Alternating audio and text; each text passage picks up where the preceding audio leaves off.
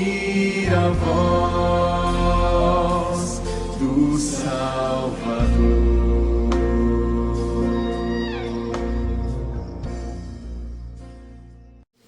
Nós terminamos Efésios e agora a gente vai começar Filipenses.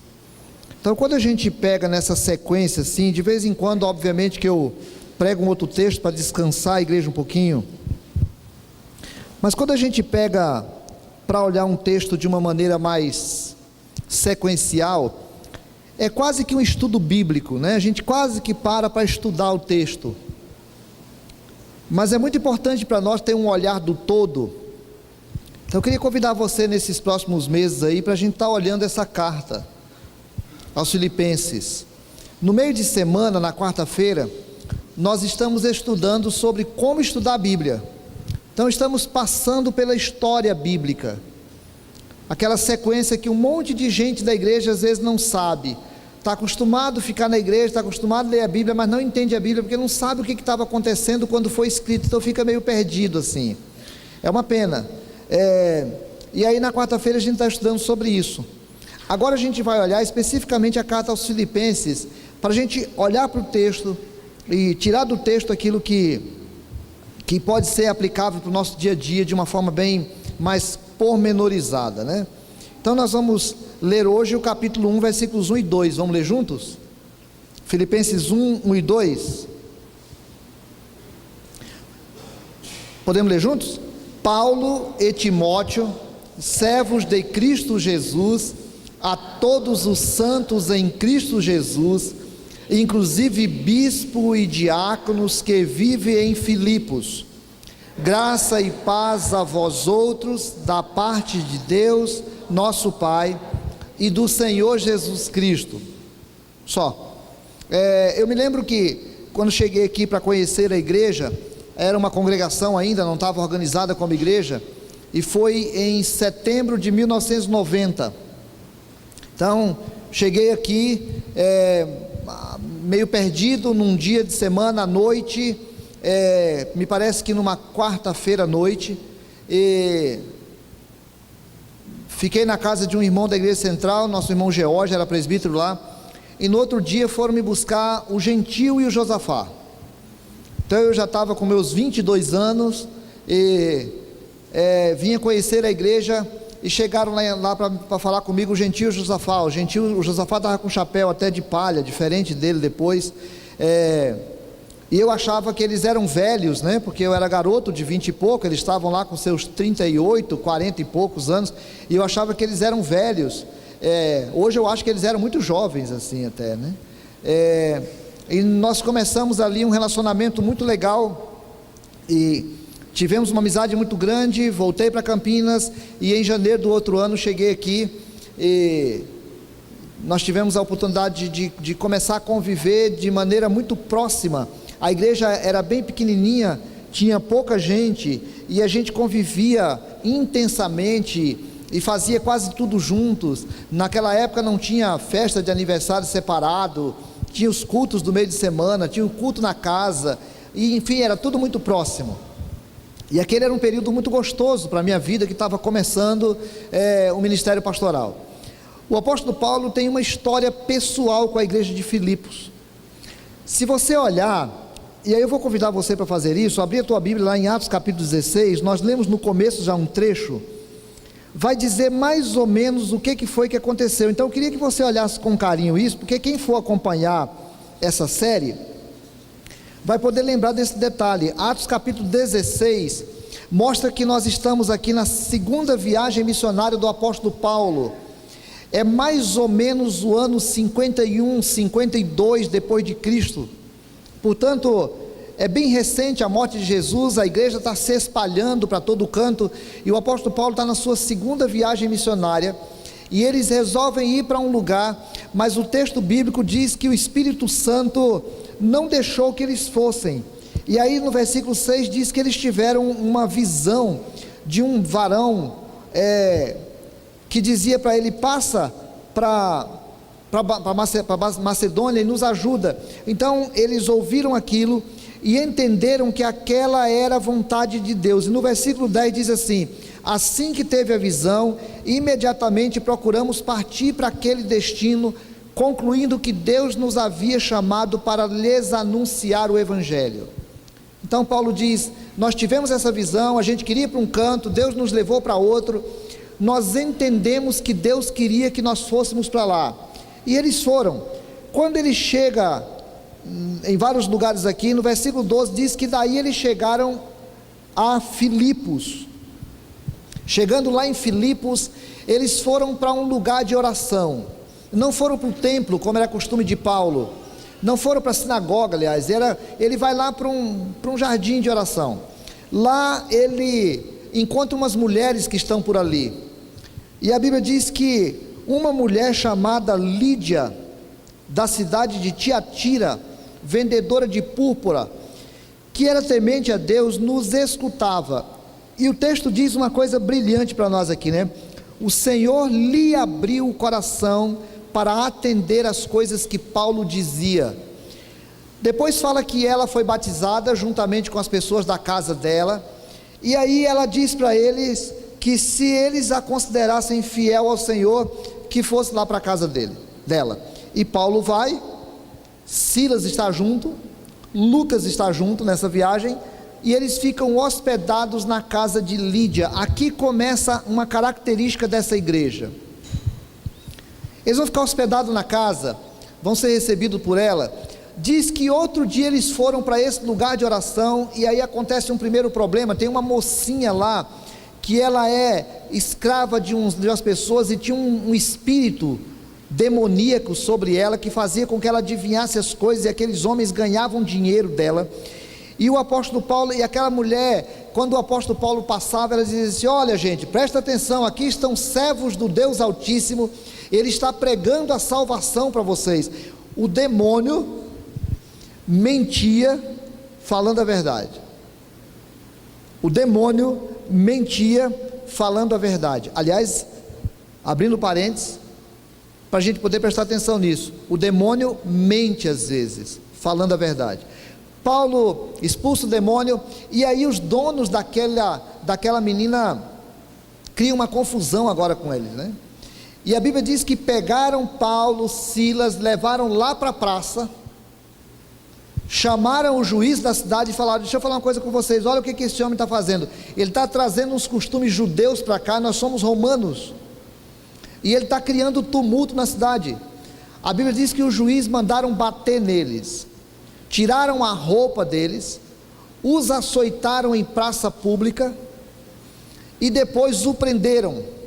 Então Paulo está lá talvez no segundo, terceiro dia da cidade de Filipos, e agora está preso, depois de apanhar muito, e os irmãos recém-convertidos estavam ali alguns dias ali, recém-convertidos, não sabem o que está acontecendo, e à noite Paulo e Silas ficam cantando na prisão, e orando a Deus.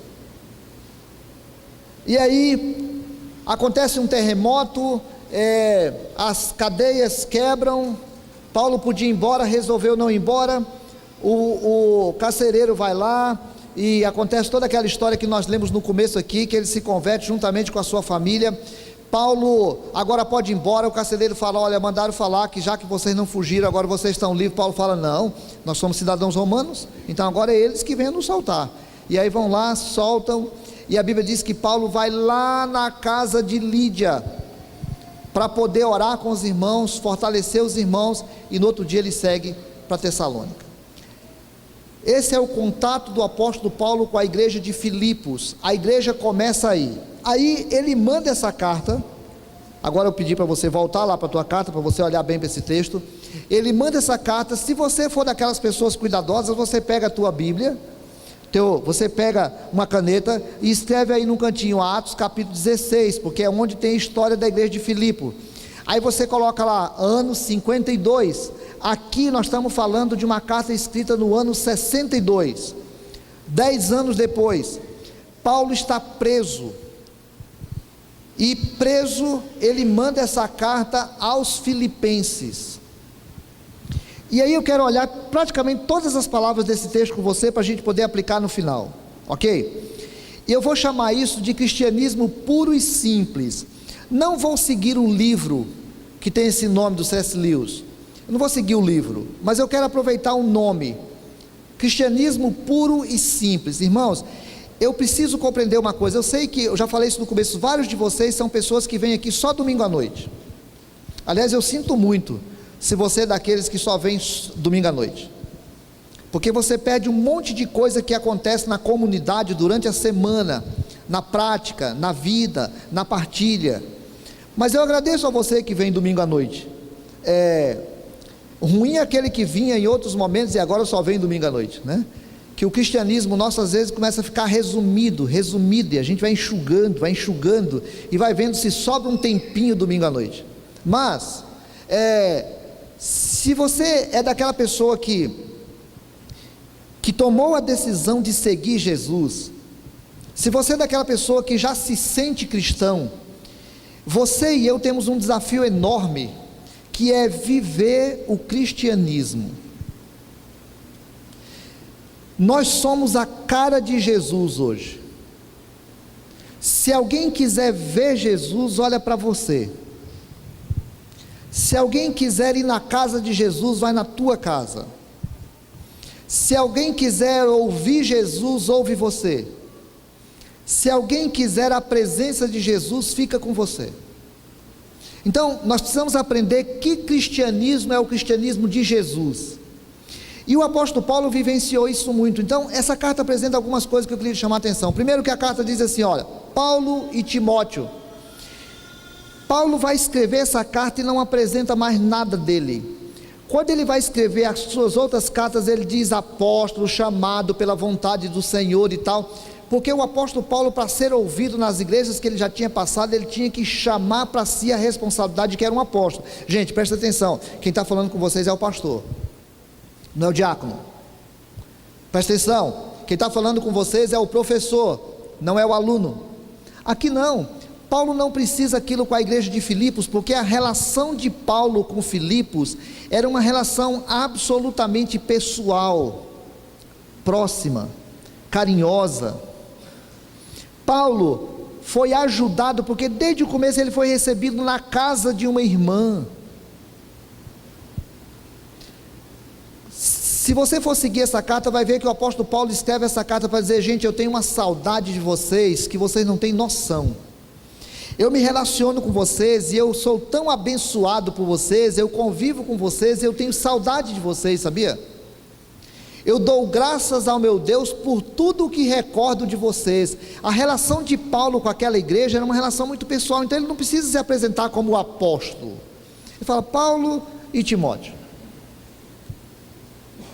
Eu quero escrever essa carta para agradecer vocês, porque eu nunca aceitei ofertas das pessoas. Eu trabalhava para ter o meu dinheiro, mas de vocês eu aceitei, porque vocês me ajudaram mais de uma vez. Quando eu mais precisei, recebi ajuda de vocês. Paulo não tinha essa relação, por exemplo, com a igreja de Corinto. Lá em Corinto ele ficou 2 anos, mas ele não tinha uma relação pessoal como tinha com a igreja de Filipos. Porque o cristianismo que foi desenvolvido na igreja de Filipos era um cristianismo muito simples, relacional, próximo, amigo, companheiro. Era um relacionamento de pessoas que gostavam de pessoas. Era um relacionamento de liderados que cuidavam do seu líder. Era relacionamento de pessoas que respeitavam as autoridades espirituais que estavam sobre eles. Era uma relação amiga. Então, no cristianismo da igreja de Filipos, um cristianismo simples, as relações eram pessoais, próximas. No dia 9 de novembro, portanto, na segunda quarta-feira do mês de novembro, estará aqui o pastor Davi Correia. Nosso irmão Benigno conhece, né? Davi pastoreou a igreja central aqui de Porto Velho, pastoreou a igreja de Humaitá, por exemplo, pastoreou, se eu não me engano, Vilhena, pastoreou a igreja de Vilhena, foi pastor aqui, foi o pastor que animou de comprar esse terreno aqui, foi o pastor que trocou esse terreno por uma TL, um carrinho velho, lá da Junta de Missões, e ele agora está jubilando, está se aposentando, e ele vem aqui no dia 7 de novembro, porque ele quer rever os irmãos. Quem daqui conhece o pastor Davi? Levanta a mão. Olha o tanto de gente que ele vem rever, Tadinho. Poucas pessoas, mas o pastor Davi está vindo com a esposa dele para cantar, né? Ele canta, ela canta, eles vêm cantar, já são idosos, e vêm com alegria, porque ele tem saudade. Segunda característica, depois eu vou aplicar no final. Segunda característica, o apóstolo Paulo se apresenta, tira a ideia de que ele é apóstolo, tira a ideia de autoridade, mas ele faz questão de apresentar uma outra coisa: servo de Cristo Jesus. Aliás, servos de Cristo Jesus, ele e Timóteo. O apóstolo agora fala: gente, eu não estou chamando a atenção de vocês de que eu sou o apóstolo, eu tenho uma relação pessoal com vocês. É mais ou menos aqueles irmãos que encontram a gente e diz: olá, reverendo. E eu fico morrendo de medo, né? Quando alguém me chama de reverendo, ou eu estou em reunião de presbitério, ou alguém vai me convidar para velório, eu tenho medo, reverendo, né? Aqui criou uma brincadeira de chamar de Reve, diminuiu. Eu gosto quando as pessoas me chamam de Aloísio, acho legal quando chamam de pastor também, ô pastor, acho bacana também, mas gosto quando as pessoas me chamam de Aloísio, e gosto mesmo quando me chamam de Zé. Algumas pessoas aqui me chamam de Zé, né? Porque a gente tem uma relação mais próxima. Eu não sei onde é que eles inventaram esse apelido e ficou Zé. Eu gosto dessa coisa de sentir que esse aqui é o espaço que eu vivo. Eu gosto de sair de férias e quando volto para cá eu sei que estou voltando para casa, porque aqui eu não preciso ser um reverendo, aqui eu posso ter uma relação pessoal com a maioria de vocês. Mas tem uma coisa que o apóstolo Paulo queria se identificar com aqueles irmãos: nós somos servos de Jesus Cristo. Existem mais de uma palavra para servos, mas a palavra que o apóstolo Paulo usa é doulos. Doulos é a palavra de alguém que é o servo mais servo. Não é alguém que é servo porque está prestando um serviço como diácono, é alguém que é escravo, é aquele que pegou a sua vida e consagrou totalmente a um dono. Ele tem consciência de que não é dono da sua existência, ele tem consciência que não é dono de suas verdades, ele tem consciência de que ele não vive por aquilo que ele acha que deve ser, ele tem consciência que não vive segundo os seus projetos, ele tem consciência que não faz segundo as suas vontades, ele tem consciência de que todas as suas vontades, todos os seus projetos, todos os seus sonhos precisam ser submissos àquele que é dono da vida dele. Então Paulo diz: gente, eu sou o Paulo e o Timóteo, dois amigos de vocês,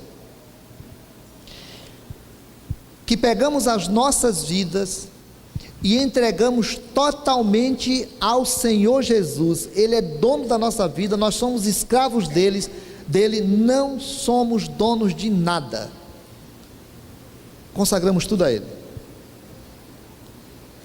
Depois ele diz: essa carta é para todos os santos em Cristo Jesus. Agora ele usa uma expressão santos, que é uma expressão diferente para nós, porque ganhou um outro sentido para nós. Ao longo dos anos, a palavra santo ganhou para nós a ideia de alguém acima dos outros, alguém sem erro, e a Bíblia nunca trouxe essa ideia para nós. Nós não somos acima de ninguém, nós fomos separados. Todo o Velho Testamento essa expressão é usada, tinha um lugar santo, Israel era um povo santo, todo santo era o sentido de que era separado. Vocês foram separados por Deus. Agora o apóstolo Paulo está dizendo assim: eu, Paulo e Timóteo, parceiro, amigo de vocês, escravos de Jesus Cristo, estou escrevendo essa carta para aqueles que foram santificados em Cristo, aqueles que foram separados em Cristo. E aí os separados traz essas duas ideias. A primeira: você foi chamado para ser diferente, você não está acima de ninguém, mas você foi separado por Deus. Então eu estou escrevendo para essas pessoas que entendem que foram separadas por Deus, não porque elas são santas em si, mas porque elas foram separadas em Cristo Jesus. Cristo fez vocês alguém separados. Cristo fez vocês alguém consagrados. Cristo separou vocês para eles. Então eu estou escrevendo para aqueles que têm o privilégio de serem separados. Quando Deus olha para o mundo, Ele olha para vocês de um modo especial, porque vocês foram separados em Cristo. Quando Deus olha para o mundo, Ele espera que nós ajamos de modo diferente, porque nós somos separados em Cristo. Então Paulo diz: parceiro, somos amigos, escravos em Cristo, separados, escravos de Cristo, separados em Cristo. Tanto vocês que são os membros, como os bispos, como os diáconos que vivem em Filipos. Eu quero desejar para vocês, e quero começar uma conversa com vocês desejando duas coisas. Primeiro, que seja derramado sobre vocês a graça. A palavra graça era uma palavra usada nas cartas gregas, que era graça no sentido de uma vida legal, de uma vida boa. O apóstolo Paulo está se dirigindo à ideia de que vocês estão aqui porque Deus resolveu derramar graça sobre vocês. Vocês são separados, não é porque vocês fizeram alguma coisa para merecer. Nunca vão fazer nada que faça vocês merecerem o amor de Deus.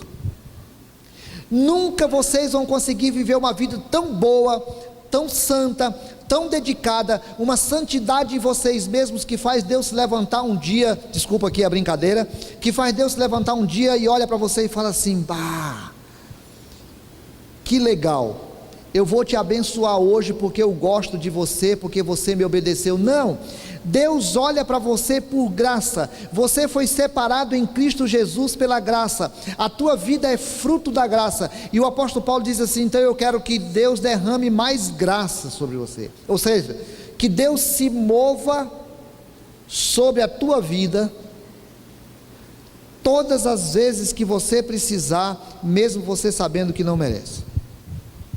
O meu desejo é que Deus se mova em teu favor todas as vezes que você precisar, mesmo você sabendo que não merece.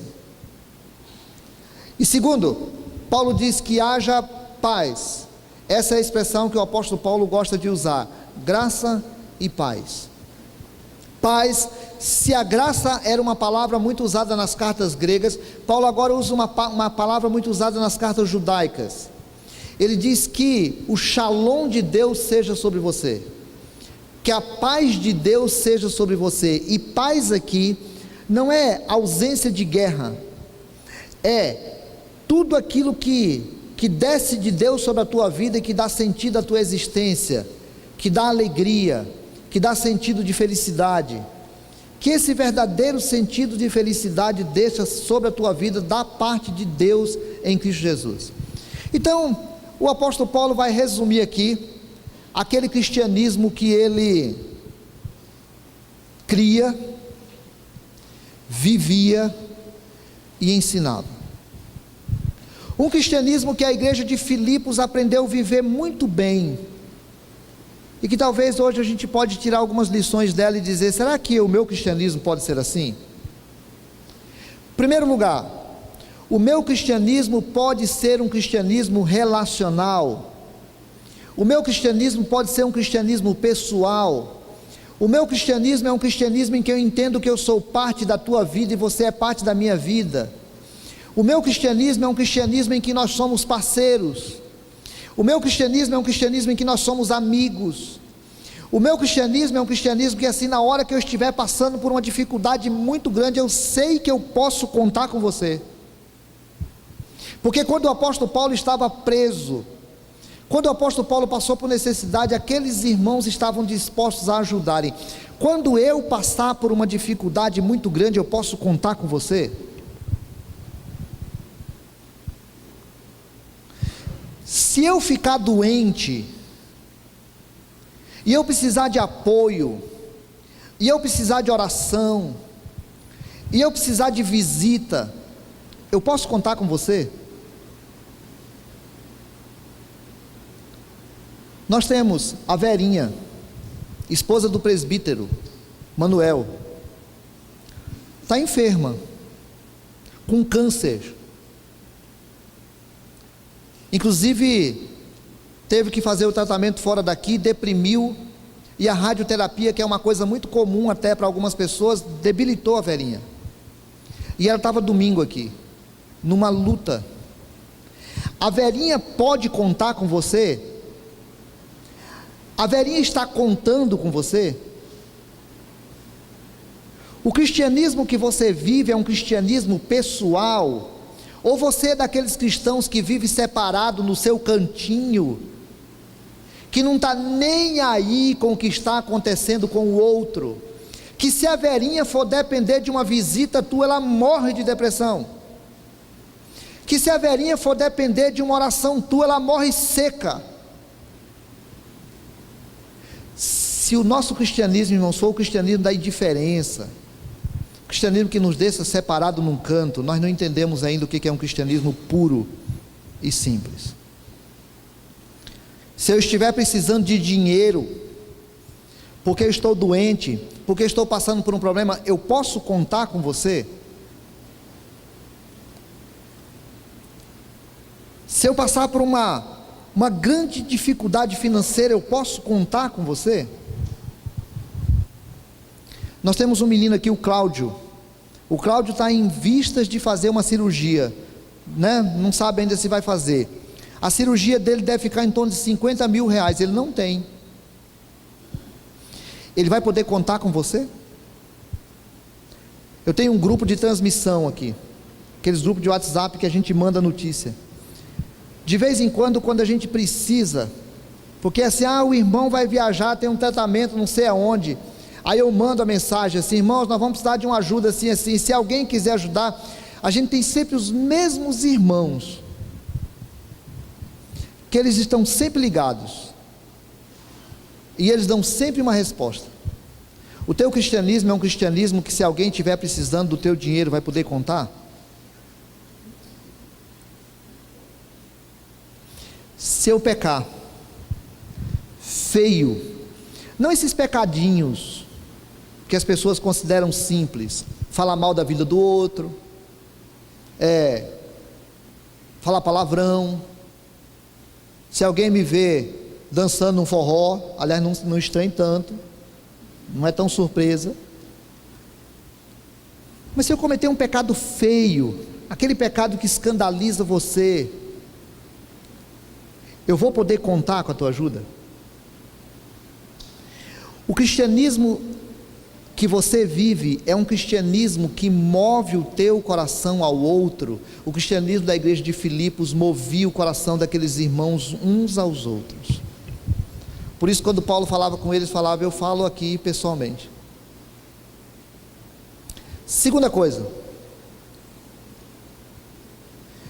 aqueles irmãos tinham consciência que eles eram escravos de Jesus. Jesus era dono da vida deles. Jesus era dono da vida deles. Ele era escravo de Jesus. Ser escravo de Jesus, irmão, sabe o que é? Eu sei que eu penso algumas coisas, e eu sei que é bom se eu fizer assim, mas Jesus não pensa assim, então eu não vou fazer. Eu acho até que Jesus está enganado, mas a Bíblia diz para mim que eu não posso fazer, então eu não vou fazer. E aí dá para entender quando a gente comete um pecado e a gente faz um negócio que não devia fazer. Agora tem hora que a gente toma uma decisão absurda, que a gente sabe que é contra a vontade de Jesus, mas eu resolvo fazer porque eu não aguento mais. O que importa a vontade de Jesus? Se eu sei que Jesus não quer, mas eu quero fazer, é porque eu ainda não sou escravo de Jesus. Eu não tomei consciência, eu acho até que sou empregado, ou seja, eu faço uma coisa para Ele, Ele me paga de alguma maneira, porque Jesus tem me abençoado. O escravo não, o escravo ele abre mão dos conceitos, porque ele entende que não tem conceito. Paulo diz assim: o cristianismo que eu vivo é de escravo. O cristianismo que eu vivo é de gente que é separado, vive diferente. Todo mundo faz, mas eu não faço. Todo mundo toma decisão, mas eu não tomo.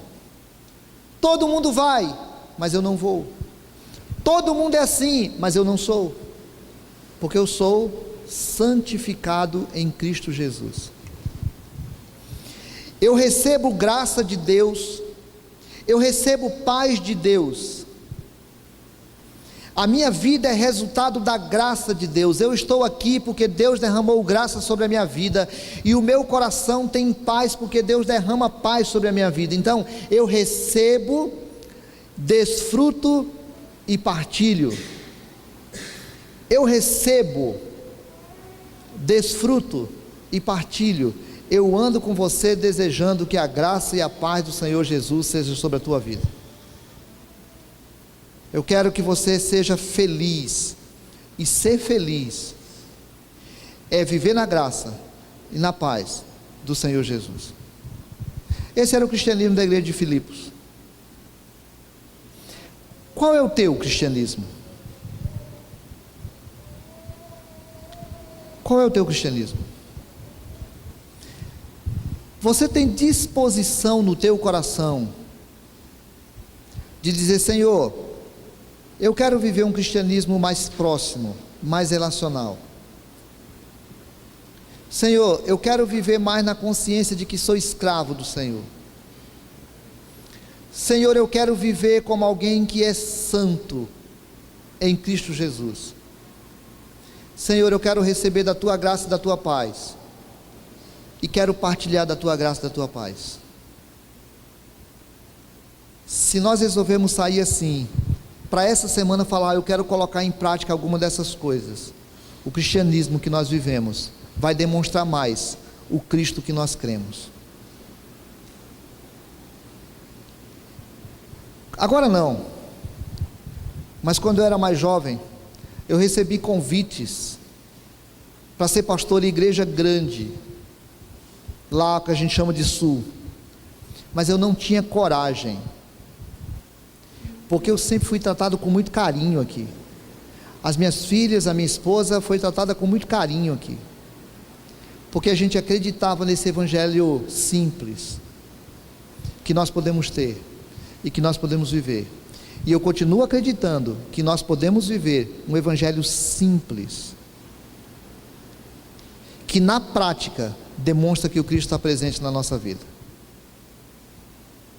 Que Deus te abençoe, que Deus me abençoe, e que alguém possa olhar para nós um dia e dizer assim: eu me recordo de você com muita alegria, porque quando eu convivia com você, era bom. Eu lembrei para os meninos cantarem uma música hoje que o Asaf cantava: Tu és Jesus, o eterno companheiro, o Filho do Deus vivo, que eu tenho conhecido na vida dos meus irmãos. Irmãos, cristianismo não é aquilo que a gente crê apenas, cristianismo é aquilo que a gente vive. Vamos ficar em pé? Vamos orar?